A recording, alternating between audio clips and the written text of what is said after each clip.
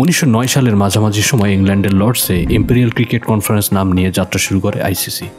1965 সালে আইসিসির নাম পরিবর্তিত হয়ে ইন্টারন্যাশনাল ক্রিকেট কনফারেন্স রাখা হয় এবং 1989 সালে আবারও এর নাম পরিবর্তন করে ইন্টারন্যাশনাল ক্রিকেট কাউন্সিল রাখা হয়।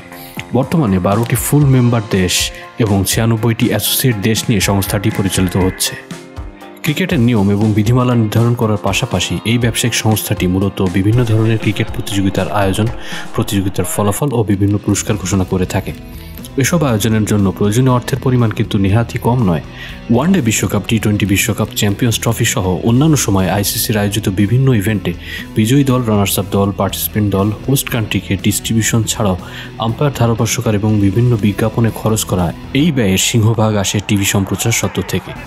অর্থাৎ সারা বিশ্বের নানা প্রান্ত থেকে ক্রিকেট প্রেমীরা যেই মাধ্যমে লাইভ খেলা দেখে থাকে সেই চ্যানেল বা মাধ্যমের কাছ থেকে একটা বড় অঙ্কের অর্থ আইসিসি পেয়ে থাকে। ব্রডকাস্টিং রাইট হোল্ডারদের থেকে আয় করা এই অর্থের পরিমাণ আইসিসি এর মোট ব্যয়ের অর্ধেকের বেশি কভার করে থাকে।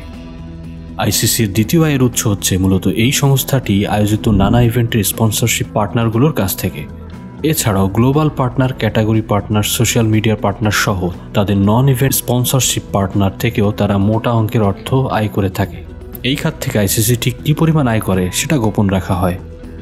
মোটা দাগে বলতে গেলে বিজনেসের এই মডিউলে আইসিসি তার আয় করছে বিভিন্ন স্পন্সরশিপ কোম্পানি থেকে, এবার এই কোম্পানিগুলো আয় করছে তাদের কো স্পন্সরশিপ এবং অ্যাসোসিয়েট স্পন্সরশিপ পার্টনার থেকে।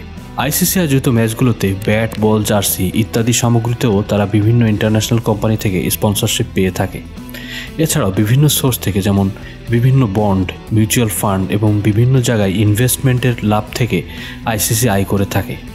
নন প্রফিটেবল অর্গানাইজেশন হলেও নিজ সংস্থার দায়িত্ব এবং আদর্শ রক্ষার্থে আইসিসি এই সাইটগুলোতে ইনভেস্ট করে থাকে এবং এর থেকে প্রাপ্ত লাভ থেকে ইনকাম জেনারেট করে থাকে। মোট কথায় ক্রিকেট প্রেমীদের উন্মাদ ভালোবাসায় বিশ্বব্যাপী এই খেলার জয় জয়কারের কারণেই আইসিসি 100 বছরের বেশি সময় ধরে এভাবেই ব্যবসা করে আসছে। আশা করি আমাদের আজকের ভিডিওটি আপনাদের ভালো লেগেছে। আমাদের পরবর্তী ভিডিও পেতে আমাদের ইউটিউব চ্যানেল এবং ফেসবুক পেজে নজর রাখুন।